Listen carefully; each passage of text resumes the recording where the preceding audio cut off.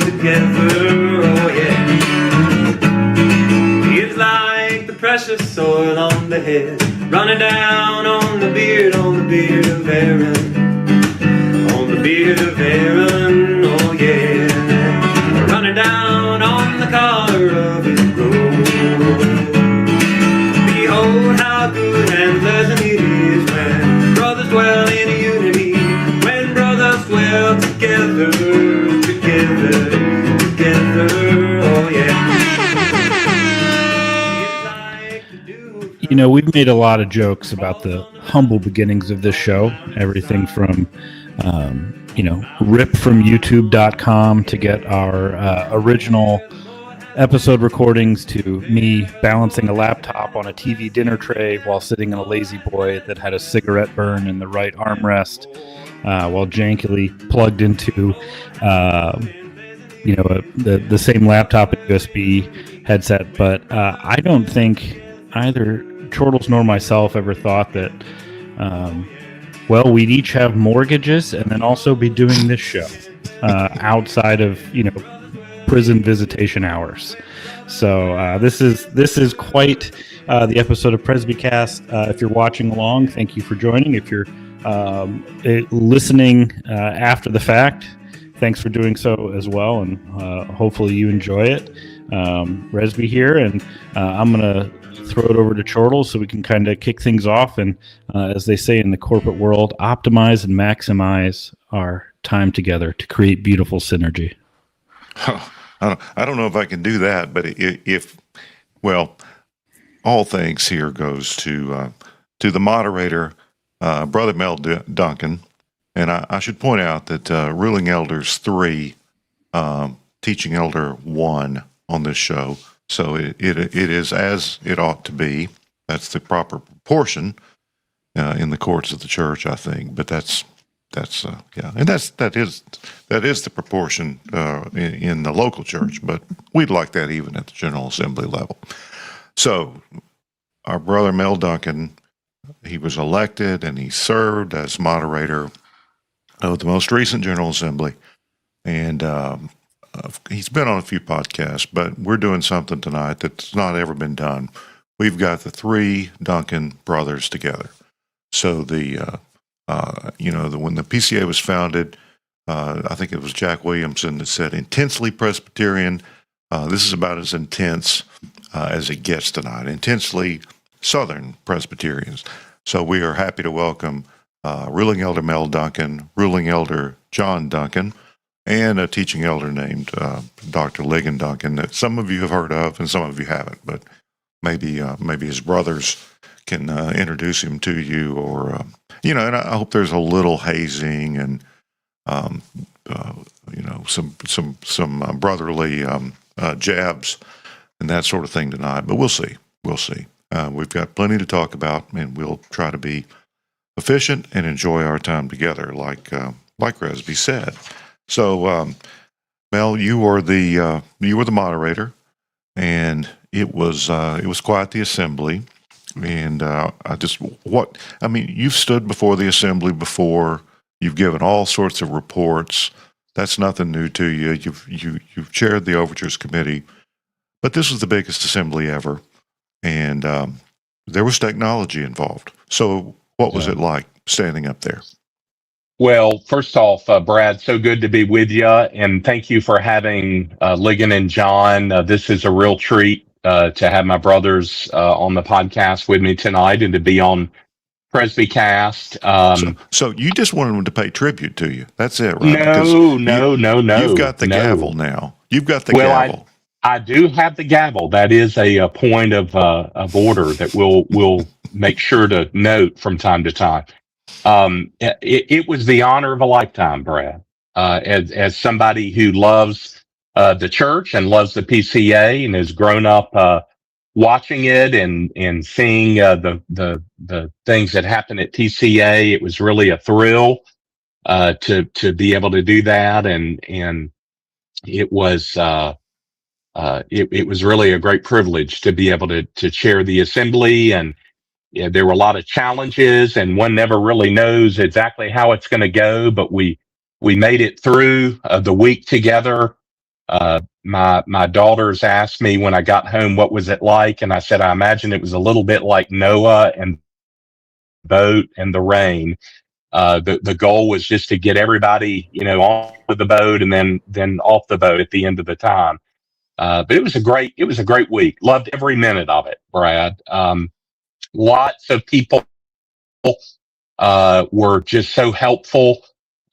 Just lots of folks that I've seen came up to me and said, Mel, I'm praying for you. And lots of people were extraordinarily kind. And it was really I want to just express a sense of gratitude to everybody who made it a lot of fun and a great privilege to moderate this year. Well, you did a good job. You were good humored. We'll talk about that, but I want to hear what your brothers think about this, because I'm sure they see you with different eyes than everyone else. So John may not be as familiar to our listeners, but John, you're a ruling elder. You used to work for Ligon, so there's thanks there. Because I was thinking earlier, the PCA of the '90s just wouldn't have. I don't know. Would the PCA have survived without Ligon and RTS? Just a huge impact on almost every teaching elder, ruling elder, almost every congregation. So we know you worked for Ligon, but you've always been connected to these two. So how do you review your brother's moderatorial work? Well, I sent him a text after it was all over, just words to the effect that I love the equanimity of watching him do what he loves to do. He cherishes being in the walls of the church and the people of the church, and doing the business of Christ among his people. And I just really love, as I do in Lig, watching them do what God created them to do and enjoying it, and doing it, Mel with alacrity and Lig with deftness and grace. And I really enjoy them being who God created them to be. And I'm obviously biased, but I've always appreciated that they were dialed into their call from an early age. And yes, about Ligon, I think our family would attest to the fact of how much RC and Gerstner and others in the Ligon constellation of influence was so helpful to us, helpful to me in college, us coming along. And I am forever blessed to have known and worked with RC and spent time with him. I cherish every part of it. Well, either of your brothers could speak to this, but I think you all had remarkable parents, and you're a family now because of what your family did for you in earlier years. So, would you like to say a couple of words about your mom and dad?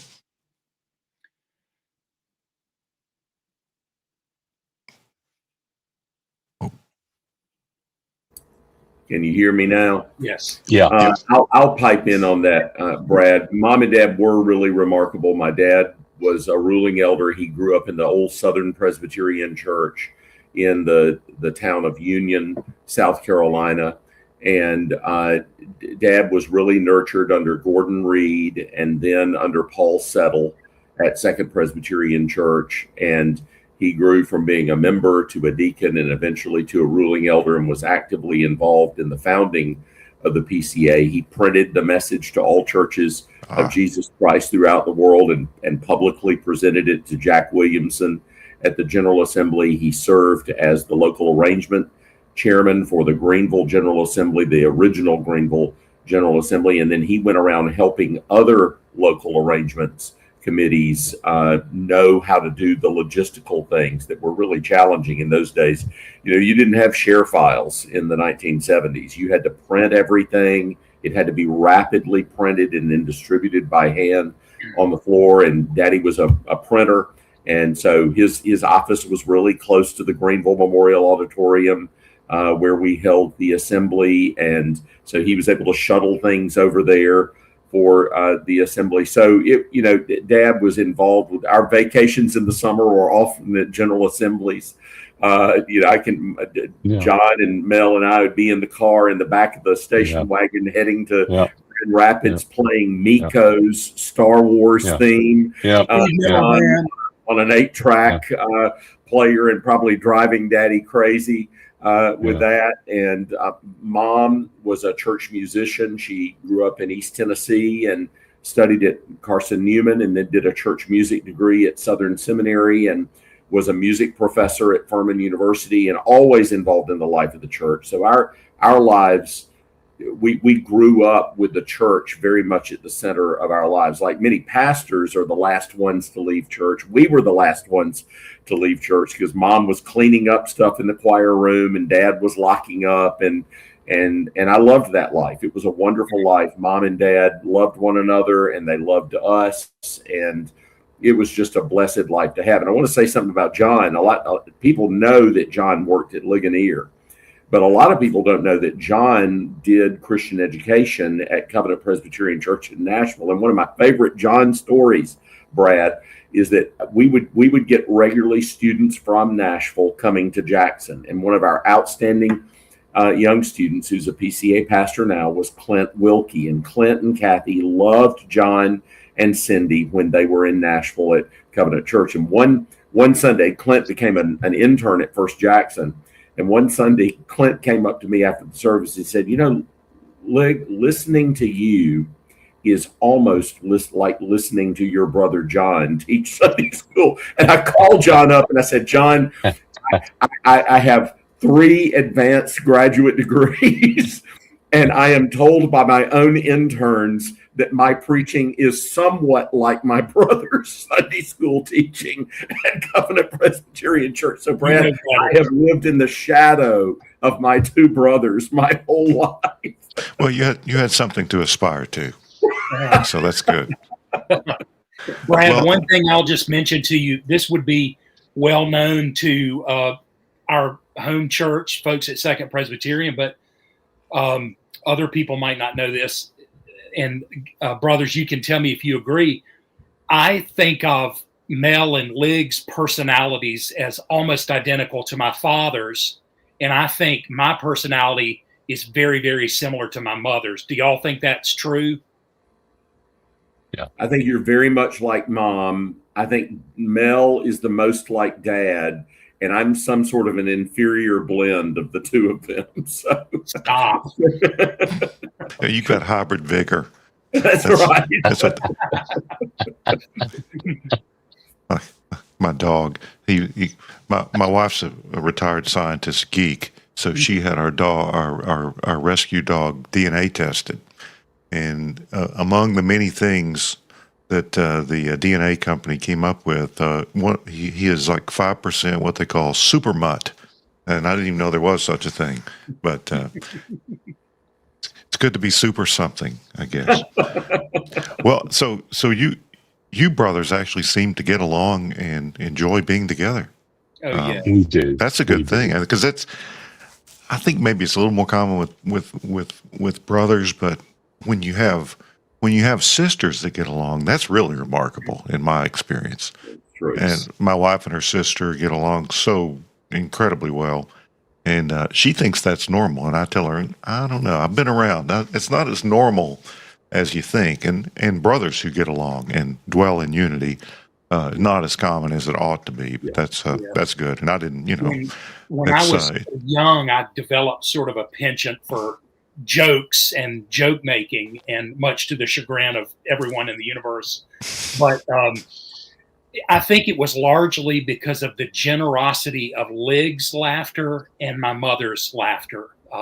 Mel was understandably vexed and ponderous about a lot of my joking, rightly so. But Lig has a bombastic and generous laugh when he's allowed to be comfortable. And I've always, getting Lig to laugh really deeply is one of my deep joys of life. And my mom was always very, very giving in her laughter. And I really appreciated that, because when you're, I've always joked with Mel that comedy is dangerous, because you fail a lot, but mom sort of gave me the courage to try to be, humorous. So I really Brad, probably my happiest memory from childhood is, and throughout my teenage years and up into my college years, because I went to Furman and I was close enough to come home to church on Sunday and be with the family on Sunday afternoon at home at lunch. And I think my happiest memory is us sitting around the Sunday dinner table after church. Mom made the same meal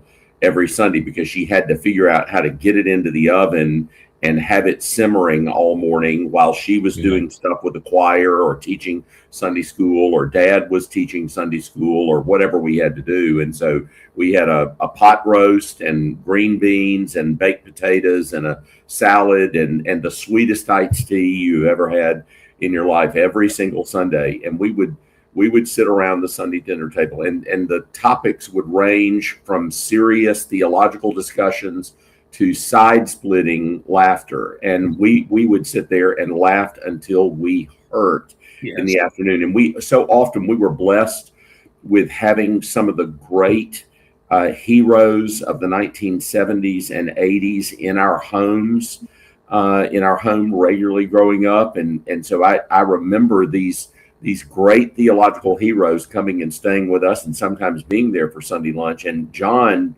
took it as a challenge to see if he could get them to laugh. You've probably heard the stories of Kennedy Smart trying to get John Murray to laugh at Westminster Seminary and trying to tell John Murray jokes that would get Professor Murray to laugh. Well, John Duncan was on a mission to try and get every major Reformed theological figure that came to our home to laugh, and he was usually successful with it. And it's one of the happiest memories of my childhood. Well, speaking of humor, Mel, you were a good-humored moderator, and usually our guys are, but you weren't making jokes. But you had a couple of moments. I'm going to play your acceptance speech in a minute, because it's kind of a jumping off point for other things. And like you said, there's some Easter eggs and references in there. But you're quick on your feet too. And you had a couple of wins there in the humor department. And an important thing to understand about me is that it really is not until Ligon leaves to go off for graduate school that I was allowed to speak in the home. And so I had a lot of time to listen and develop when I was allowed to speak, what I was going to say. So it ruminated in the pot for a long time there, Brad. Yeah, I can see that. I think everyone probably understands that. But of course, it was helpful for you knowing everyone. I mean, when someone stood up to speak, some of the usual suspects, you already knew what they were going to say. Yeah. That's right. And just as with Fred Greco, you were corrected a time or two. Yeah. And I expected to be. And a good moderator is not going to be uptight about that. Your job is to call balls and strikes and to keep the meeting moving along. And I tried to mix formality with familiarity with folks. And I knew a lot of the folks who came to the mic. And my pastor likes to say, we're commanded to love one another. It would help if you like one another as well. So I try to apply that as a moderator to everybody. And I did my best. You have to have a strategy for certain people who come to the mic, Brad, and some of whom we will not name, but you have to sort of be forbearant with some of them who come over and over again. So, and every year there's a new oddball that seems to emerge. That's absolutely true. We'll just leave that to people who watched or who were there. I experienced it all by live stream this year. So, Brad, I will say you invited us to say something about Mel's job, and I didn't say anything a few minutes ago. We'll say I've done the job before, and I thought Mel did a spectacular job. He had a harder General Assembly and a busier General Assembly to moderate than I did. My General Assembly in Pittsburgh really didn't have the kinds of things that could have been potentially filled with tension that Mel had to deal with. There are a lot of people that get credit for that this year. I think our study committees did a great job, and I think they wisely made partial reports to make sure that they were fully ready to report next year. That helped us a lot. Guy Waters did an amazing job in overtures. I think Mel will agree with me. Actually, the hardest job at a PCA General Assembly is the chairman of the Overtures Committee, because in overtures all the time, all of the parliamentary activities of Robert's rules are open on the floor, and the Overtures Committee chairman has to be able to respond to that lickety-split and 98% accurately. And of course, Mel had already done that job. And it so often happens that the Overtures Committee chairman will eventually become a moderator, because people realize, wow, if you can moderate that committee, you are able to moderate. But Mel really studied hard. You know, we didn't know whether Mel would be elected this year, and I was nervous about that all the way up. I wanted my brother to be elected moderator, and my son broke down in tears when his uncle was elected. He was there watching from the floor, and of course, I was just so proud of Mel and the job that he did. I thought he did a great job with a packed assembly. We had a lot of work to do. If we had not had the technological problems that we had, I think we would have gotten out even earlier. And that's one of those things you have to be prepared for when you're a moderator. Sometimes the technology does not work, and it can gum up everything. And I thought Mel recovered from that well. I think it was great to go old school and hold up the blue cards. I was so thankful for that. I thought, you know, sometimes even when the clicker is working, the blue cards are faster. And I thought Mel made a good call to do some of those things. He had 35 people in his ears at all time thinking that they had a better idea about how to do things, and he handled that with grace and aplomb. So I was just thrilled with the job that he did. I think everybody there on all sides of the various issues would have said things were handled fairly.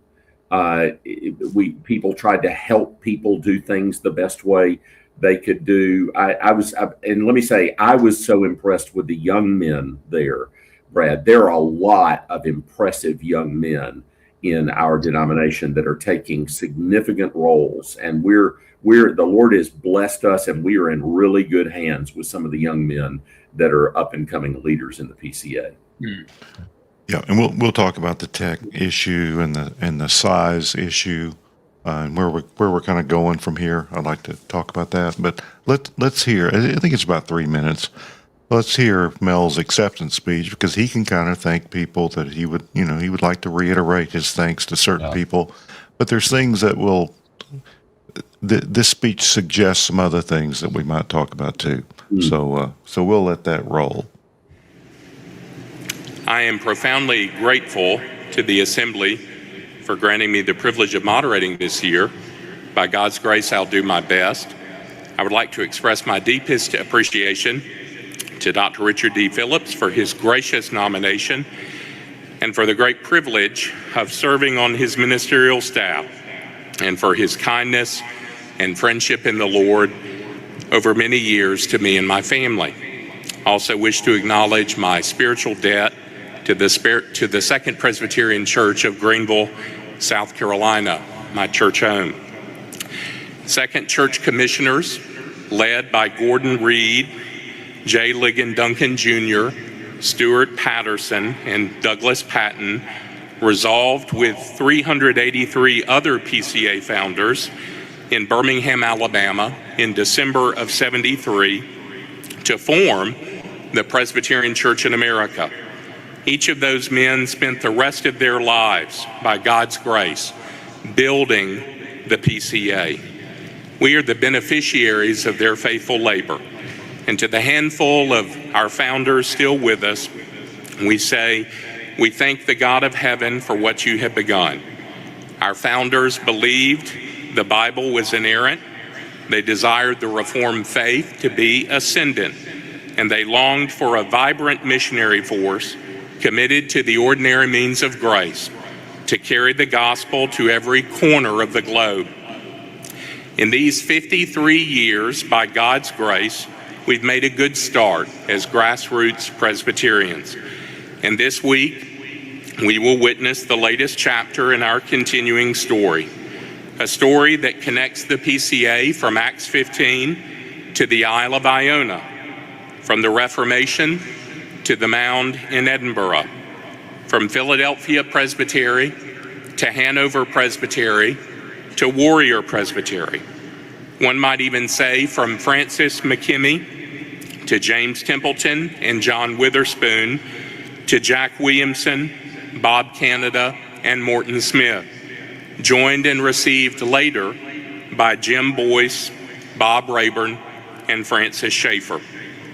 The PCA now reaches around the world, from Seoul to Sao Paulo, and from Canada to Cajamarca, even to Clemson. This is our PCA continuing story, and until heaven, the PCA is our home together in this world. I'm especially grateful for my wife, Linda, who is with me tonight, she whom I famously met at a church ice cream social. I give thanks for our covenant children, Ford, Francis, and Mary, for both my brothers, Ligon and John, both PCA elders, and extended Duncan family, and for our church family in Greenville and within Calvary Presbytery's blessed bounds. Grateful for so many PCA brethren and sisters and the brethren across Napar. Fathers and brothers, there is much work before us this week and even a good bit to do tonight. I know many of us come to this week with particular matters on our minds, and we surely will have points of disagreement. Yet let us make good arguments, listen well together, and by God's help, conduct all our business in decency and good order. May it also be said of us in the spirit of Philippians 1:27 that our manner of deliberation was worthy of the gospel of Christ, so that when others hear of us, they will know the PCA is standing firm in one spirit, with one mind, striving side by side for the faith of the gospel. And all God's people said, amen. All right. Well, there you have it. Some of you have already heard that once, but it may even, remind you of some things that you want to say. I appreciate you playing that. I think one thing that's interesting about the way the PCA elects moderators is that you go right from sitting in the floor to going forward, and then for the next 3 days leading the meeting. So you have to sort of shoot out of a cannon and be ready to go. And so I walked up there and I had, my briefcase, and I shook Kevin DeYoung's hand and then John Bice's hand, and then boom, it was time to start. And I had put a little bit of thought in to that address, and I wanted to do several things that are important to me in terms of what I love about the church and what I wanted to communicate about the assembly. And that is how something that Ligon has said for many years is that the church is not God's plan B, that the church is God's strategy. It's God's eternal plan. It's something that it's not an accident that we're covenanted together in a local expression of the church, or that we're part of a denomination. This is God's divine purpose. And so I wanted it to be something that reminded us of how God has knit us together in history. It's very emotional, to stand in front of the PCA and to do a talk like that. And so I was trying very hard to hold my composure together, to talk about your family and God's kindness to you through, just the kindness of God in your own life. I was so pleased to be able to just thank God for the family that He's given to me. A few little Easter eggs I put in there. I tried to sort of tell the story of Presbyterianism from, the inklings of Presbyterianism in Acts and in the New Testament to the Reformation and the work of, the Celtic expression of Scottish Christianity, and then the work of Scottish Presbyterianism, and then the leap to America, and the historic presbyteries that kind of unite us together: Philadelphia Presbytery, Hanover Presbytery, the historic First Southern Presbytery, and then of course Warrior Presbytery was the first PCA Presbytery. I mentioned Witherspoon, named after a river. Right, You're right. Right. People Black when you Warrior. Yeah. when you Black hear a Warrior. strangely named presbytery, Right. it's not because those people were crazy. It's because they couldn't cross the river very easily. Right. So That's that right. was the boundary. That's right. That's right. And now I'm told by Henry Louis Smith that the Black Warrior was probably Tuscaloosa, but I won't delve into obscurantus delecti here. But that being said, I mentioned Witherspoon, the famous Presbyterian founding father. I mentioned McKinney, probably the first Presbyterian noteworthy in America. And then I mentioned a man named James Templeton, who was the only South Carolinian at the 1788 PCUSA General Assembly meeting in Philadelphia. I thought that would be something for the footnotes. And then I mentioned the three notable PCA founding fathers: Bob Canada, Jack Williamson, and of course Dr. Smith, who were so responsible for really shaping the founding culture of the PCA. And then I wanted to mention our RPCS brothers, and I thought of Dr. Boyce and the Rayburn family, so connected to both Covenant College and Covenant Seminary. And then I also mentioned Francis Schaeffer, who's so connected to the RPCES tradition. And then I mentioned my family. Those of you who are paying particular attention will notice that I pulled my ear for my kids as a little sign to them, because I knew they were watching in different places, and I managed to do that and not completely fall apart while I did that. And then it's time to get to work after that. We've got to elect assistant parliamentarians and elect a new clerk and get on with the business of the assembly. But that was a great privilege to be able to do that address, and I appreciate you playing that, Brad. Well, I think this is a good time to bring up something I wanted to talk about, and that's some people don't understand the PCA. It seems like we're obsessed with the General Assembly, and we irritate a lot of our NAPARC brethren online because they say we talk about it year round, but somehow it seems it's more essential to the PCA than it is the General Assembly. It's more essential, not just ecclesially, but socially and relationally, than it is in some other, some smaller denominations or some that may have a delegated assembly. Until you've gone, you don't really get it. My first was in 2010. I'd only been a ruling elder for a year, but then I wasn't able to go again until one night in 2017, and then I was a commissioner every year after that until this year. So, but even we're a small enough family that even if you just watch the live stream every year, you feel like you know everyone. The camera pans or this guy stands up and you feel like you know them. And could I just say one thing, Brad? Yes, sir. That sensation that you have in a session meeting where you may have given your thoughts about a matter, and then you're informed by the wisdom of the fathers and brothers around you, and you just feel the Holy Spirit broadening the understanding and the perspective that's needed to resolve things.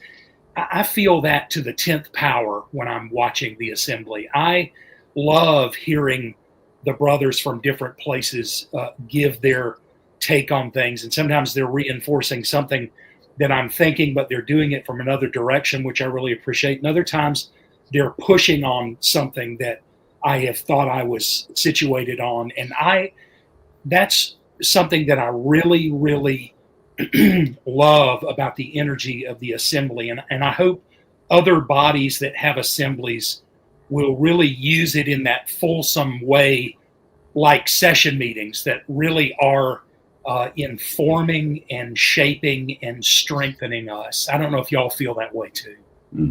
Yeah, a truly deliberative assembly is what you're talking about. Yeah. You know, as I know your mother was Baptist, but I was raised Southern Baptist. But the great relief I had when I came into the PCA in 2003-4, which you all haven't experienced, was all of a sudden I didn't feel like I knew more than everyone in the room. Because I was attuned, I was learning Reformed theology, but it's such a relief to come into the PCA and just, even at Presbytery, with the people you don't agree with at all, they're all they're impressive people. Yeah, that's right. The level of theological training and seriousness is so different than what a lot of us grew up with. And you can forget that, but we ought to be thankful for it. And I know you all are, but I would just encourage people to people love to beat on the PCA, and we're the target. We're the big target.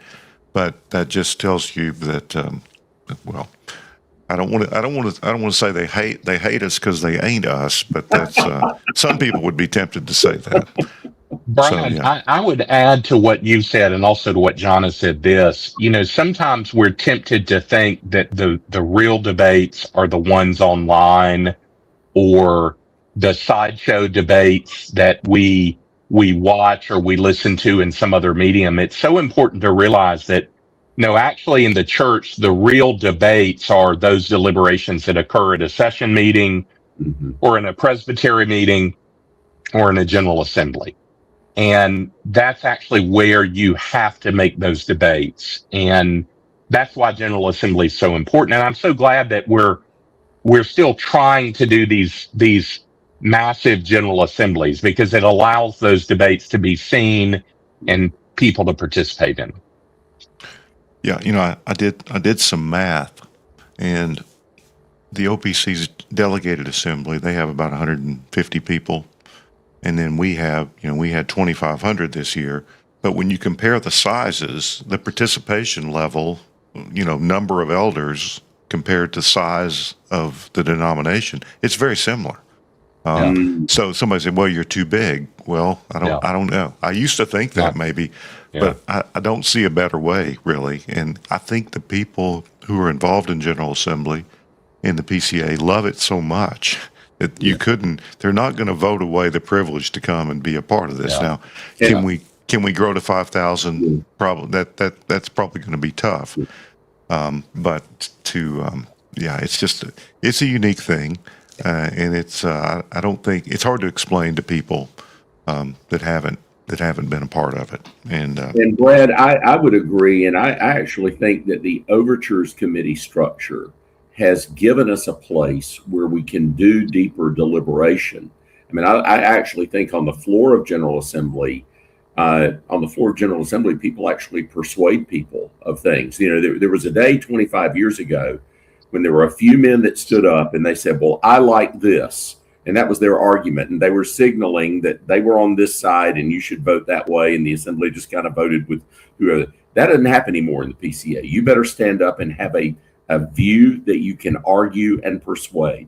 And especially in Overtures Committee, they don't care who you are. You better have an argument. And I love that. It makes us really stand on the principles of Scripture and the standards and make an argument. And I was so impressed. I thought the temperature of discussion this year was superb and the content was excellent. Really good things were being said from the standpoint of really trying to persuade other people rather than sort of yelling at other people. And I think you're right. The size of the assembly of the assembly as a whole lets it feel like a massive family reunion. And then the Overtures Committee gives us a place where there can be deeper theological debate. Now, one of my concerns is I hope that we don't keep giving our Overtures Committee 90 overtures every year. I think those overtures need to be closer to 30 or 40 than 90, or will really hurt our ability to deliberate there. But I also thought the short speeches that were given on the floor of General Assembly were really, really good presentations of an argument. And I agree with you. I think it's a really important thing that the PCA comes together and does relational work outside the context of the meeting portion of General Assembly. There are so many social activities that go on at night, on Wednesday night when there's not any business to be done. There's socializing that happens at the breakfasts before the assembly begins. There's socializing that happens at the luncheons during the breaks in the day. And that's really important for our denomination, because I tell people I would rather disagree with somebody that I like than disagree with somebody that I don't like. And we have to know one another for that to happen. Yeah, the PCA catches a lot of flack because we're larger, and we always like to think we're probably more influential than we are. There used to be this idea that we punch above our weight, and I'm sure we do in some ways, and there are other ways where we've got maybe too high opinion of ourselves sometimes. But you, Ligon, have caught a lot of flack because you've had big platforms, and you involved in larger organizations, so you know what that's like. But you said something, and this is about the PCA, but I don't know, this is 7-8 years ago probably. And this stuck with me, and I think about it all the time. You said, I like our problems. They're problems of life and not problems of death. Yes. So we don't deny that there are problems in the PCA and that we're not everything that we should be. But Mel, you said something, I think, and that's something else you implied in your remarks that we played. There was always the desire to become more reformed and to grow in reformed, not just ecclesiology, but doctrine too. You all know that first generation, they didn't have an RTS to go to, or Greenville or whatever. They just didn't have it. So we've grown, and there are ways, I'm convinced, and people don't like to hear this, that probably, especially the liturgies in the PCA, are better and more developed than they ever were in the first decade or two. We're more reformed in some important ways than we ever have been, which doesn't deny any of the problems. So, but you all have helped me understand that, and you all have seen it. You all know, and we don't have to. All of our founders didn't know everything that they didn't do and understand everything they should have. But that's just the 100% humanity that staffs this thing.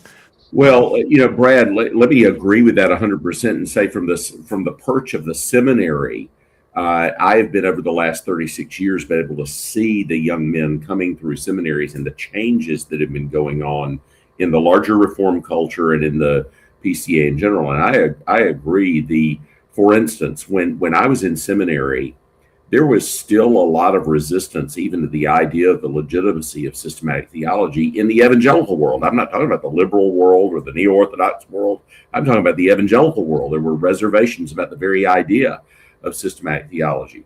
And we have come we're a world away from that 35 years, 40 years later. Our young men come in with certain confessional commitments now that our founders they didn't have the luxury to work on, because they were fighting for very basic things like the authority of Scripture and the sovereignty of God and penal substitutionary atonement and divine monergistic regeneration and just basic gospel things that they were having to fight for. I remember Jim Baird saying to me, he said, Ligon, I didn't learn hardly any Reformed theology at Columbia Seminary in Decatur, Georgia. I had to go to the Pensacola Theological Institute and listen to people like Martin Lloyd-Jones and Palmer Robertson and others teach us Reformed theology that I had never heard in seminary. And so many of our founders don't have the benefit of the students that go to the wonderful seminaries that feed into the Presbyterian Church in America. So you're absolutely right. Our folks are in a different world in terms of their comprehensive grasp of the Reformed faith. I was in what I think a lot of people would have viewed 20 years ago as sort of a PCA church that was a big box evangelical church that tried to sort of copy whatever was happening in the non-denominational world. I was there about a year ago, and the new young pastor has them following a Reformed liturgy. Now, the music is more contemporary, but the structure of the liturgy is a Reformed liturgy. And I thought, I've been in that church 20 years ago, and this is not like what the worship service was. And so there are just a lot of things that have happened in the PCA in the last 30 years. The discussions we're having now, the commitments that all of our students have now are different. They're fuller, they're richer. There's a greater knowledge of the Reformed faith that there was before. There's a greater consensus about certain things. Brad, you will know that there was a very prominent minister in the founding of the PCA that did not like the 5 points of Calvinism. And when he would examine new candidates on the floor of his presbytery, he would haze them if they believed in the 5 points of Calvinism. Well,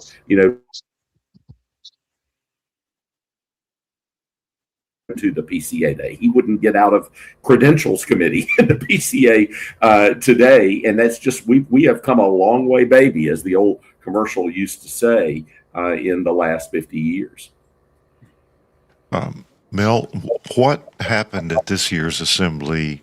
I mean, based on things that happened and things we discussed and debated, things we passed or didn't pass, what did some of those things say about the future of the PCA? Because I mean, you're impartial as the moderator, but you can have opinions about that. Well, I mean, to extend Ligon's argument there, the very fact that we have a study committee on the Directory for Public Worship should tell you that the PCA is going in a more reformed direction.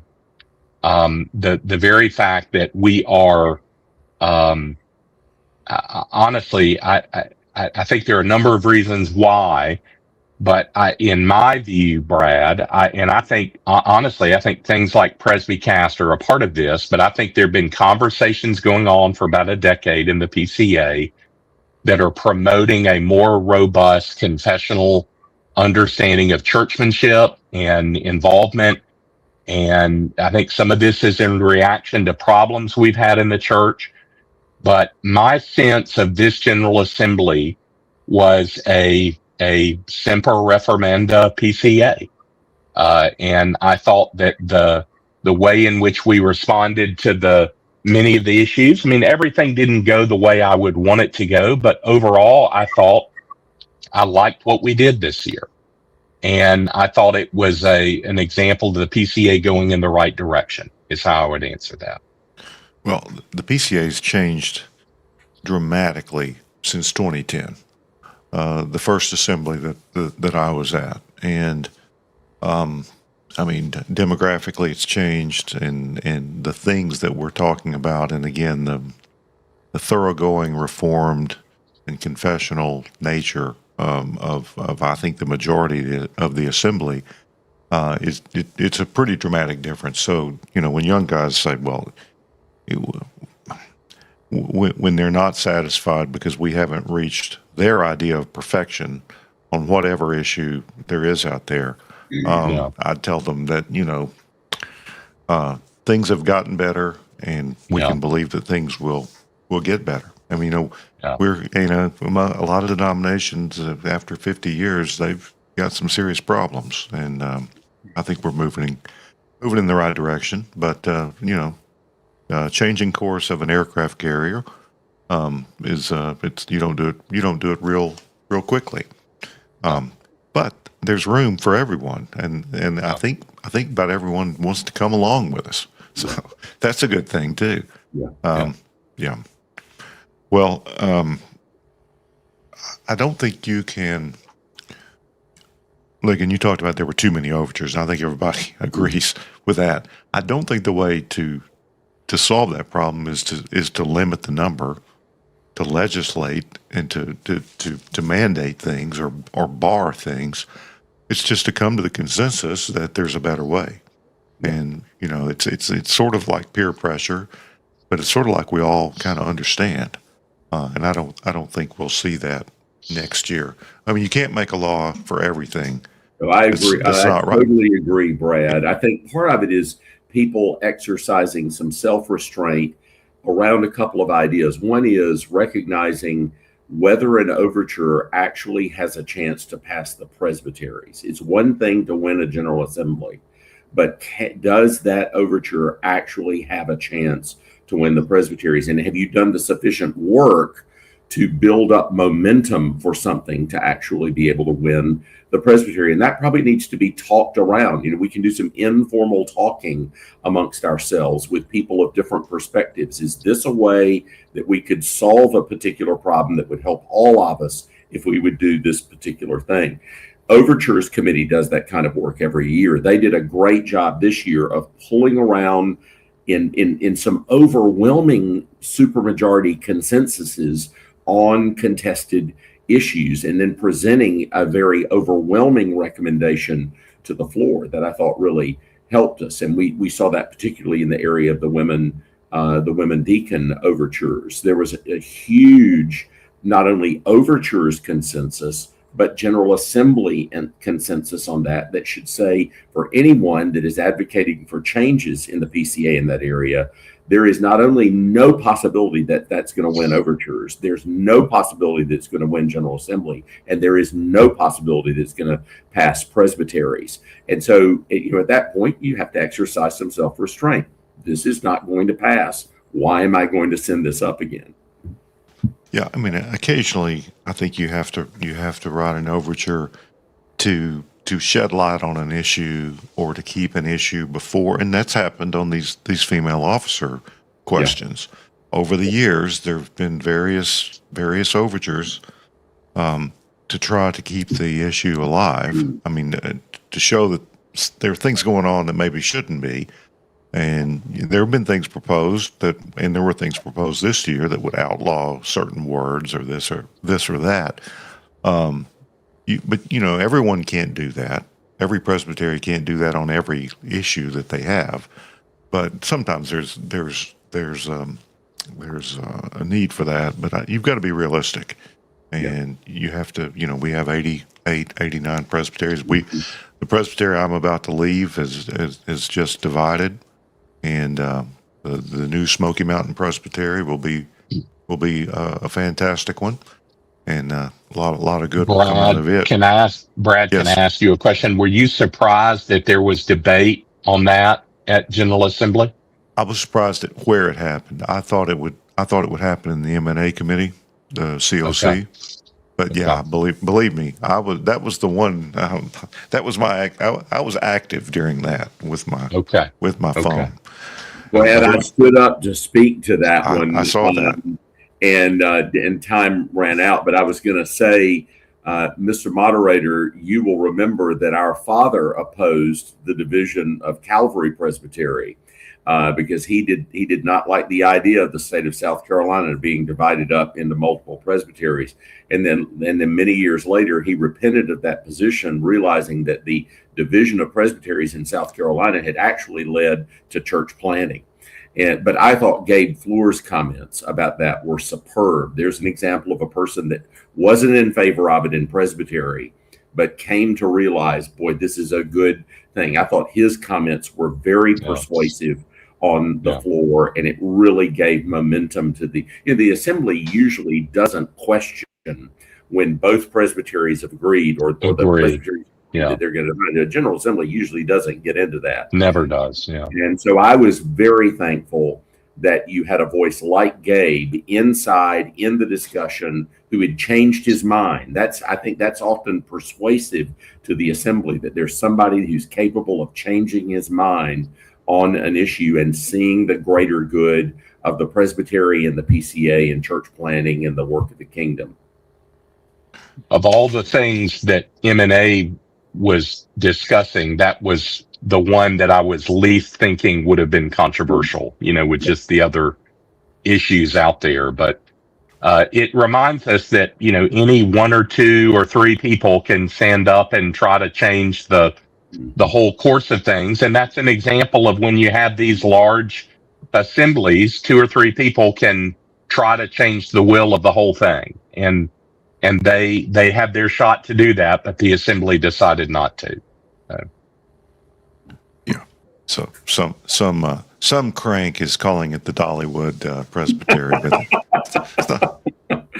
I think that is the impressive Reverend Derek Bright that is naming it that. Yes. I wanted to call it the I-40 Presbytery because we're I-40 and then the rest is I-75. But I'm sure we could have come up with several appropriate names for it. So what else, Mel? I think did we finally resolve? Did we finally clean up and maybe rationalize the original jurisdiction issue? Yeah, I mean that's one that I'm particularly zealous about, and it would kind of slipped in under the radar because I think let me explain that real quick. If a number of if people in the PCA think that it's usually a doctrinal case involving a minister or something particularly egregious, that Presbytery's not done the right thing to remedy a severe problem. We had kind of sort of some unclear instructions about what it took to get the General Assembly, which is to say the SJC, to take original jurisdiction and take over a case.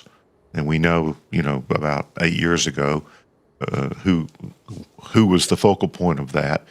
But we've raised the bar, but we've also made it clear.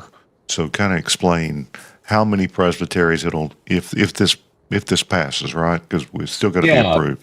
But if approved, it's a change.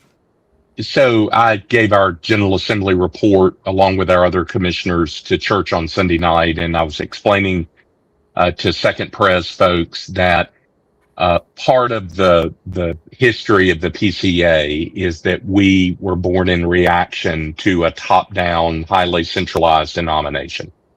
And so the founders of the PCA really did not ever want there to be a scenario where the denomination reached into a presbytery or a local session and in a heavy-handed fashion overruled in a theological matter or in a church discipline matter. And so for the longest time, there was really very little review and control on matters of scandal or controversy. And so the PCA developed this provision 34.1, and there's another version for sessions in which if a minister is engaged in if there's a theological controversy or public scandal, 2 or 3 other presbyteries can complain about it. Actually, 2 presbyteries can complain about it and send the matter to the denomination's highest judicatory, which is called the Standing Judicial Commission.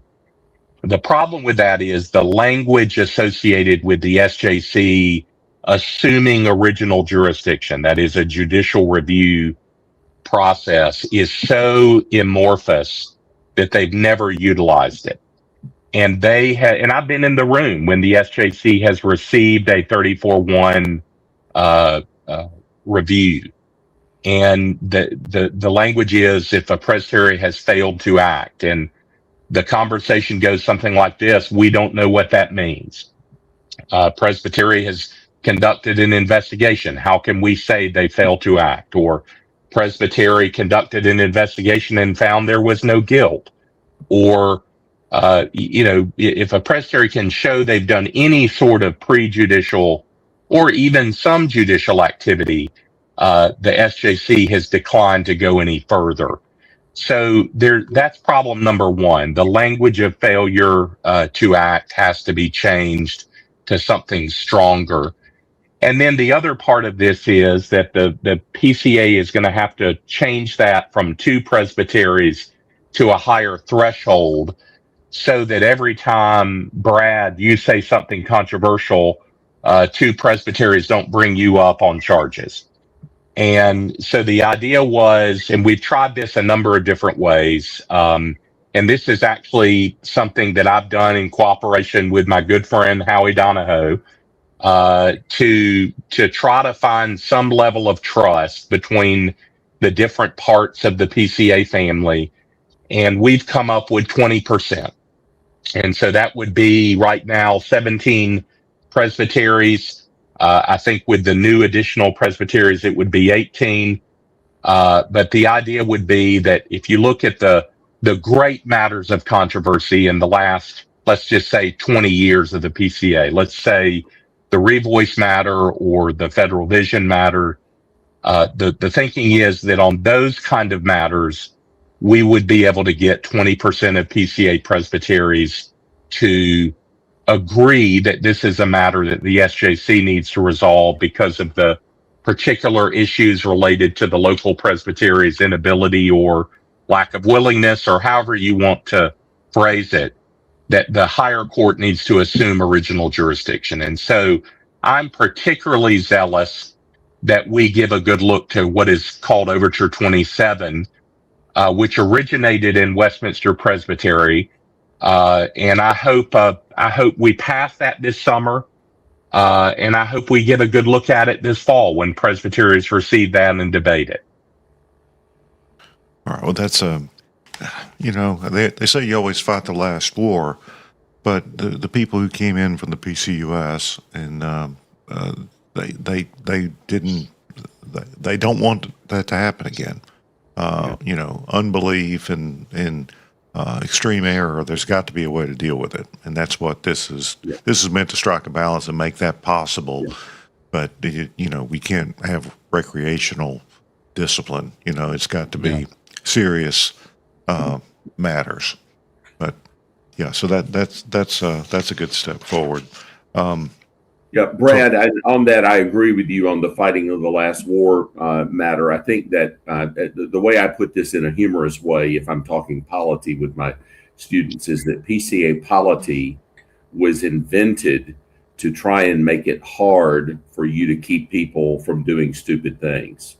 And that was because of precisely what Mel just said about a sense of an onerous, overbearing interference from presbytery or from synod or from General Assembly on the life of healthy evangelical churches in the days of the old PCUS. But consequently, it has left us unprepared to deal with certain issues that have been of vital issue, of vital importance to the church. And it's interesting. I even watched founding fathers who were very much committed to an almost independency when it came to the local church shift on that over 20 years. I saw Frank Barker change on this over the years as he saw certain issues come to bear that he felt like, boy, we've got to be able to address that. And so I agree with you. I think that's another area where there is a wider acceptance of the importance of Presbyterian ecclesiology and polity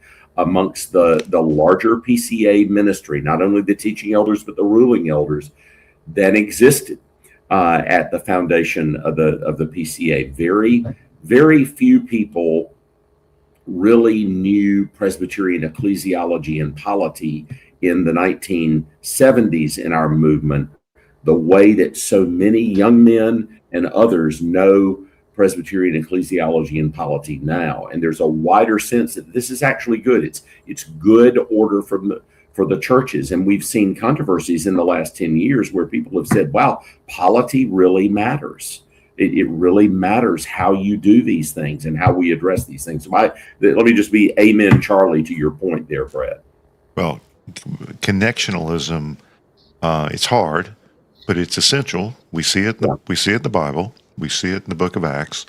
We see it working and benefiting people. People rejoicing because of it's real. It's being realized. It's hard to explain to people. That's one of the reasons people they don't understand Presbyterianism is they can think, well, on the biggest social and political and moral issues, somebody ought to do something. Well, the way somebody does something, the way we keep each other accountable is this connectional Presbyterian form of government. And I've found, I help teach new members classes a good bit.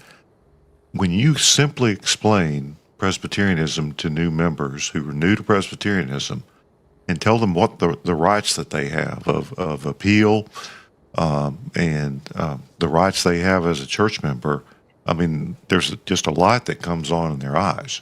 I think some of our PCA people who kind of undersell the benefits of Presbyterianism and almost view it as a hindrance, they need to get over that. You can talk about abuse, you can talk about power dynamics, all these things. That's what this whole system is meant to deal with. It's called sin and depravity, and we ought to understand that if anybody does. Amen. So anyway, one thing, I'm preaching the choir saying this, but in this day and age of rancor and violence and noise being called rhetoric, wise, kind people need to demonstrate deliberation and disagreement in a public way that's uplifting and is sanctifying and not savage. And I don't think we should underestimate how important it is that we disagree about things in public charitably for the purpose of loving and serving one another and the lost with as much intensity as we can. Good. Yeah, and people that get irritated by our, complicated processes and Robert's rules, well, that they're meant to promote what John said. People being able to get along and come to agreement or amicable disagreement, and to respect the rights of the minority. And there were some of us were far more, it seemed, in a minority 15 or 20 years ago, and it wasn't enjoyable. But we need to remember that it's not enjoyable for some people, on other sides of the issues for us today. And of course, Mel, I think you and the last several moderators have done a good job of respecting everyone, letting everyone speak within reason. Some people would say we call the question too much. We're not the OPC. About once a decade they call the question. Right.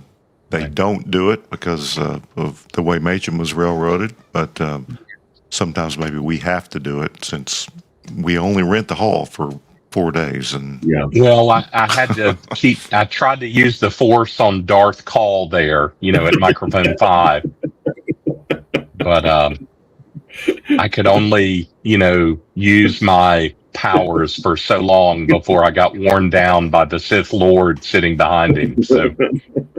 So you used your gaze. Somebody made a meme online with a picture of you, and Mel is disappointed in you or something like that. Yeah. Right. So there's Mel, and then there's Mel's face, and the two agree and are involved with one another. Some. Yeah. So, someone talked about it, probably a musician or an actor or something, and this other person who knew him said, yeah, he's that so and so. He says he's 2 or 3 interesting people. So maybe that's the way Mel is. He's more than one.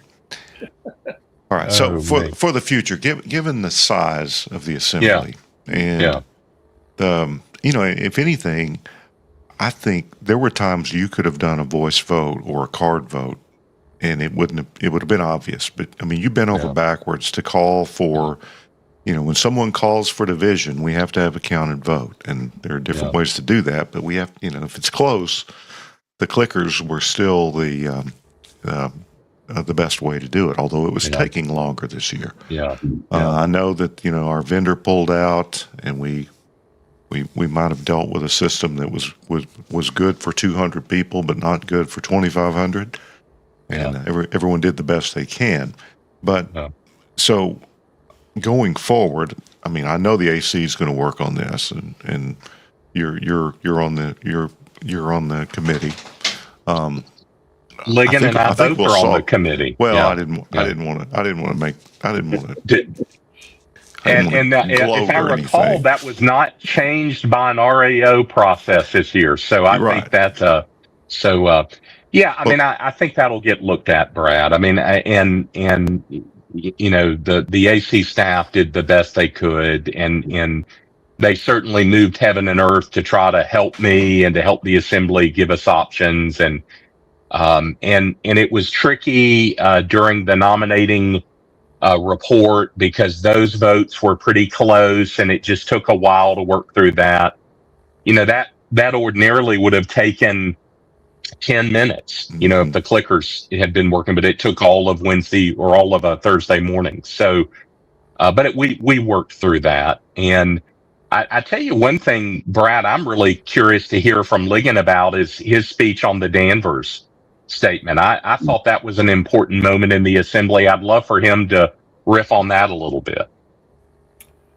Well, I thought, you know, when the overture came up, I wondered how it would go in overtures committee, and it was close in overtures committee.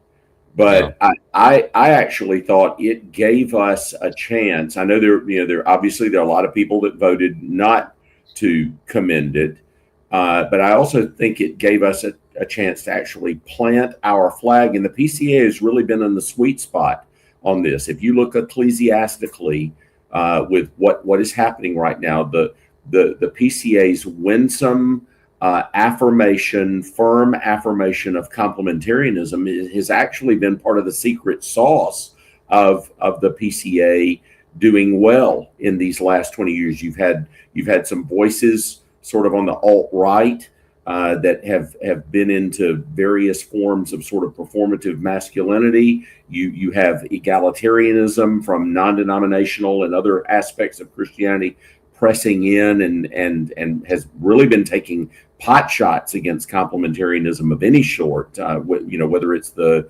Kristen DeMay kind of stuff, the Beth Allison Barr sort of stuff coming after complementarianism, and the PCA has just been steady in this area. And it really, I want to write about this, Mel. I think this is a real opportunity for all of us to rally around an affirmation that is good for the PCA. It's proven to be good for the PCA. Now, we do it because it's biblical, not because it's strategic, but it really has been strategic in this ecclesiastical climate. And the PCA and the SBC have been perhaps the two major denominational expressions of the affirmation of complementarianism. And I think it ends up being something I believe that can be unifying and good for us going forward. So, Ligon, I meant to ask you this during Assembly Week, because I've seen a lot of folks online who would call themselves Reformed who are very down on Danvers for a variety of reasons.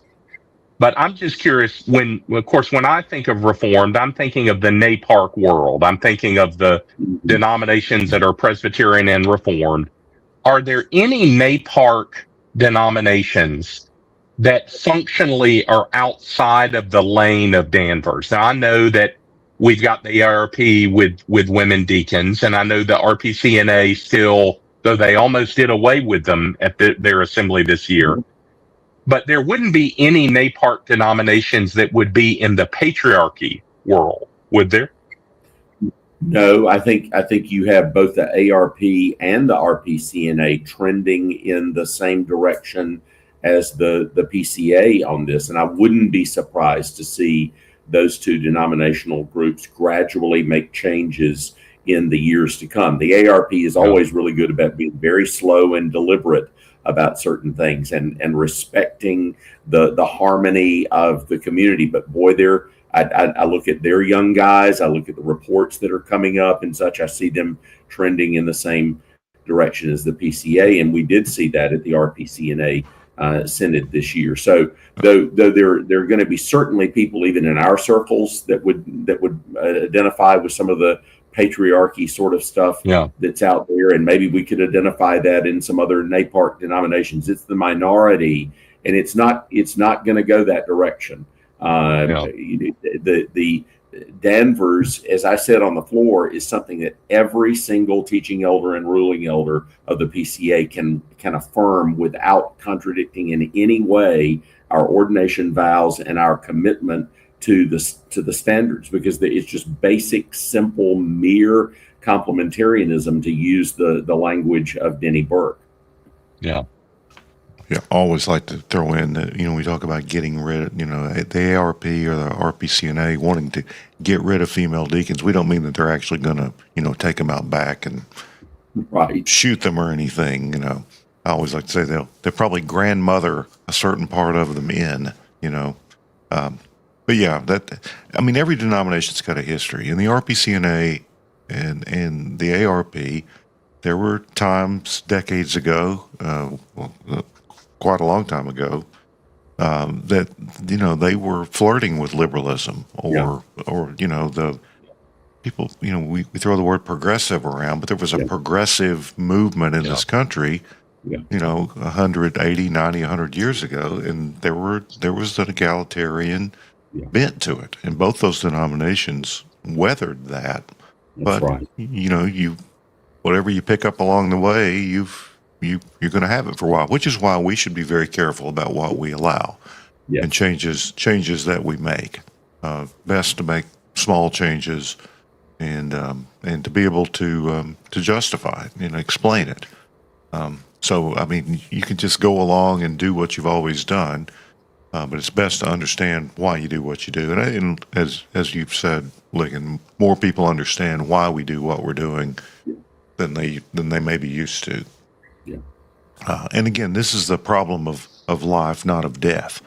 I've written about Machen and his relationship with, Machen and women, the war he never fought. They already had female ruling elders about the time he left to form the PCUSA. Already had them before he left, and they'd had deacons for a long time. He wasn't writing about that, and he wasn't talking about it, because he was fighting over, he was fighting for supernatural Christianity and the veracity of the scriptures. We're not fighting over that. We don't, and it's good that we have lesser things to fight about and explain. So we have good problems, but problems we will always have, no doubt. It'll be something else 10, 20 years from now. We can't always predict it. And the culture it's not going to be any easier to be a conservative biblical Christian. There are some people have delusions that we're going to take the country over, and we'll have all sorts of help from the magistrate. I don't think we can count on that. It doesn't look like the way the world's going to me. And maybe we'll end on this. Another thing, you remember 16 years ago with the strategic plan, there were people floating the idea that we would just leave NAPARC and we would align with people who were more in line with our priorities. And this is a huge shift in the PCA in the last several years. Fred has worked on it a lot. John Bias worked on it. You Mel, shouted out to NAPARC, and we need each other. That's the point. I think the PCA is going to become very comfortable in its NAPARC skin, and I think you're going to see a recommitment to that. And I think it's I hope that it'll be. Ligon, you tweeted something very provocative out this week that if you look at the numbers of PCUSA churches, there probably are more people attending NAPARC churches every Sunday than are attending mainline churches. Right. And if we just focus on our faithfulness, God is going to take care of the fruitfulness within our NAPARC communion. And I think you're going to see the PCA double down with the cousins, so to speak. And I think it's going to be great.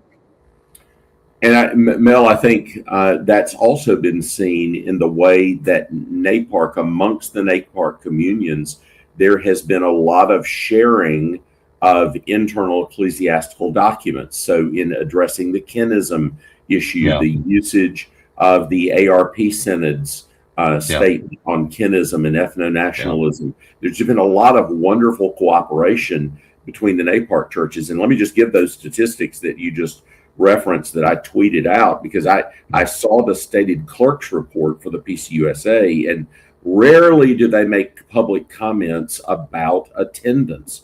And I was shocked at the size of the attendance that was the official estimation of the stated clerk's office, which means it's probably high.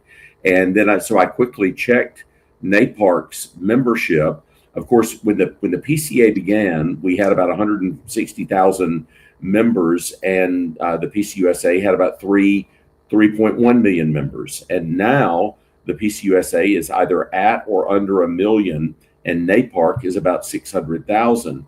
And we undercount our folks. You know, we can't get all sorts of churches in the PCA to even hand in their statistics. So I think it is actually highly likely that NAPARC has a higher weekly worship attendance than the PCUSA at this point. I've always said maybe for the last 15 years that the largest conservative Presbyterian denomination in the Americas is the Brazilian Presbyterian Church. And we love our wonderful Brazilian friends, but boy, NAPARC is coming on strong right now. And it's, you know, if you look at the stats, sometime in the 2030s, NAPARC is actually going to cross in the membership numbers, and the PCA is going to cross over the membership numbers of the PCUSA. And I think that's important for us. As Brad said, you know, we don't think we're big. We're not big compared to the Southern Baptist Convention. We're not big compared to non-denominationalism in the United States, which now makes up something like 30% of all Christians in the United States. But the PCA has a lot of talent, as Brad said earlier, and there are people outside of the PCA world that really pay attention to things that the PCA produces. And I think NAPARC together is a good thing for the larger evangelical world in our time. And I agree with you. I think there was maybe 10 years ago and a little bit following a real push to get away from that. I don't think the younger men of our denomination have any energy for that right now. I think there's a growing appreciation for NAPARC. And I think our sister denominations see our esteem and respect and regard and love for them, and our desire to be a help to them. Yeah, I was a fraternal delegate to the OPC in 23, and to go there sometime and see how much they value their fraternal delegates and how much time they devote for it and how well they take care of you, it's unbelievable. I mean, I had 5 minutes prepared, and the head of their committee said, no, make it 10. Do 10 minutes. And that's all comers. That's everyone that shows up.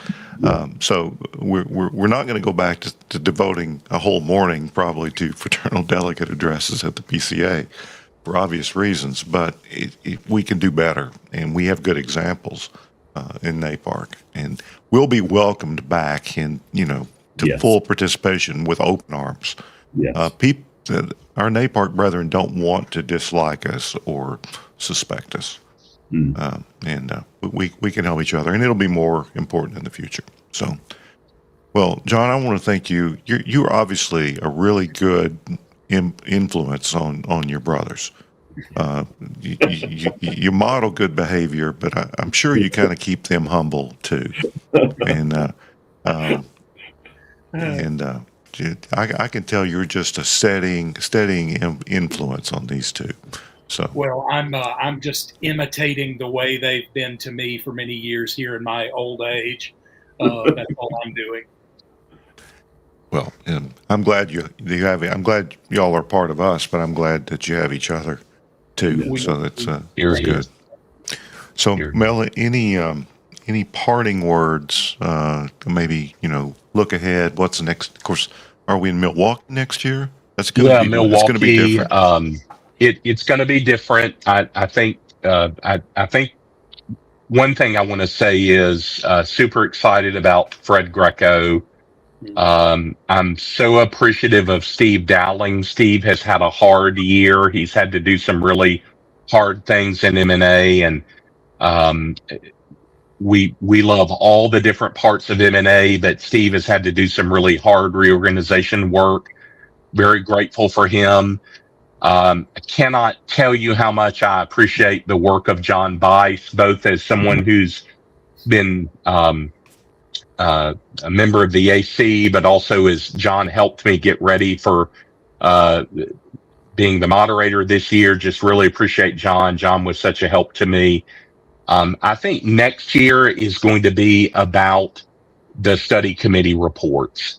And I think a lot of the things that we talk about between now and Milwaukee are going to be about the finalized version of the Directory for Public Worship and also the Christian Nationalism Report. And I was glad we were able to get those and to read them and to have an introduction to them in Louisville.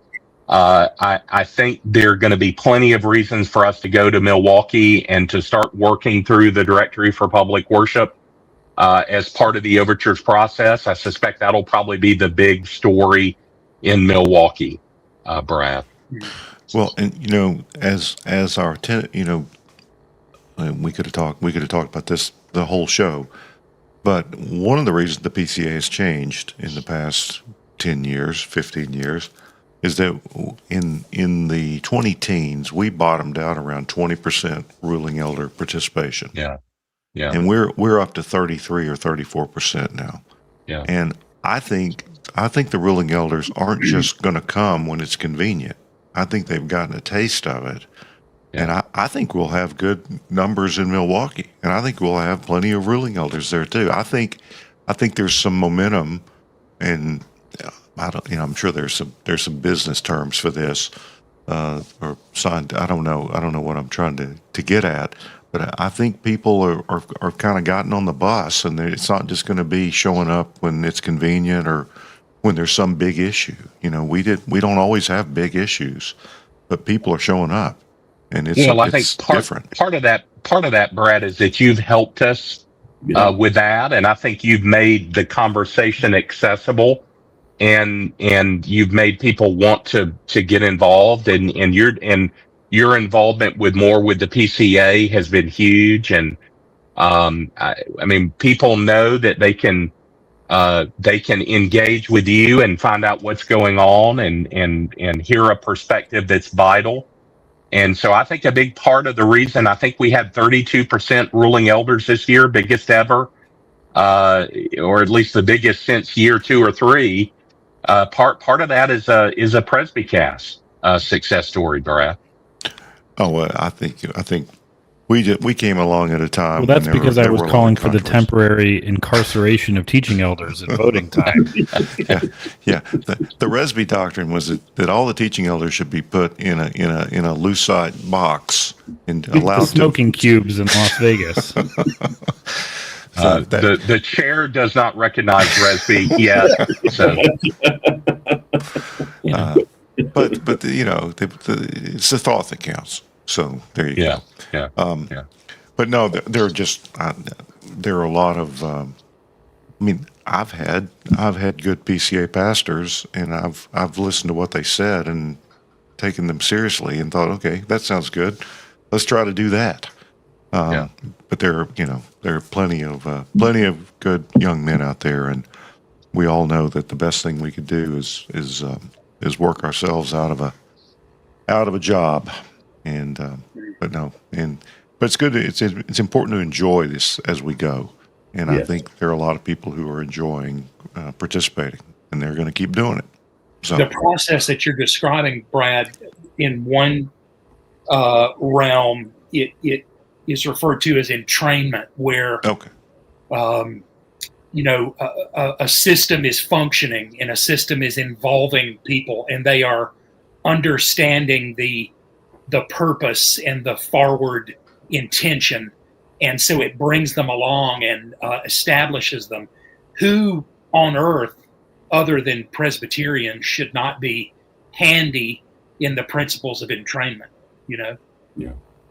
Yeah. Here, here. No, that's And good. I do think, Brad, that the ruling elder participation, it's not only, I think the ruling elders that have come to General Assembly over the last 10 years have realized they are actually making a difference. And so I would encourage the ruling elders that listen to Presbycast, make an effort to be in Milwaukee. And I would say to all churches, pay for your ruling elders to be there. Ruling elders they're going to have to take time off of work. They're going to have to take time away from their families to do it. Make sure that the church is undertaking to get them there, and thankful for groups like More in the PCA and many presbyteries that set aside money for ruling elders to be there. That's really, really important for the church. It is proven very strategic, and you can see it especially in the votes of the last 5, 6, 7 years. The ruling elders have made a huge difference.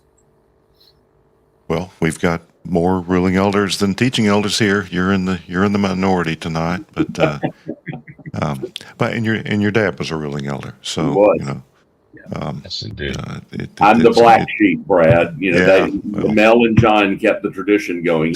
Dad was an 8th generation Southern Presbyterian ruling elder. I messed up and became a teaching elder, Yeah. and only John and Mel bailed us out. So Those who can, tonight, those my who brother. can do, you know, that old.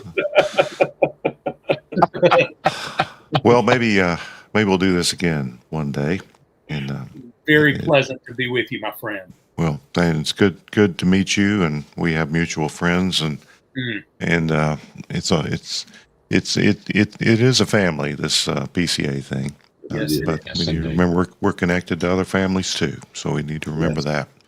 Well, Resby, since you've been along for this entire ride too, tell everyone how thankful we are for them, and we'll let everybody get some rest. Thankful for all of them, every last one of them, really.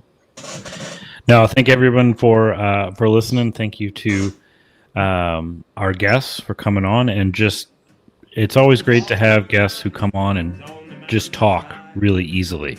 It makes our job a little easier, and no one's coming for us anyways. So thank you for listening along. We're Presbycast. If you're booking travel to Milwaukee around this time next year, please don't be an Erdman. It is when brothers dwell in unity, when brothers dwell together, oh yeah. Behold how good and pleasant it is when brothers dwell in unity, when brothers dwell together, oh yeah.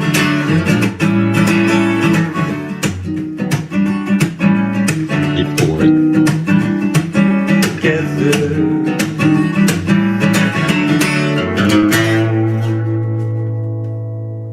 Here it comes. What's wrong with you people?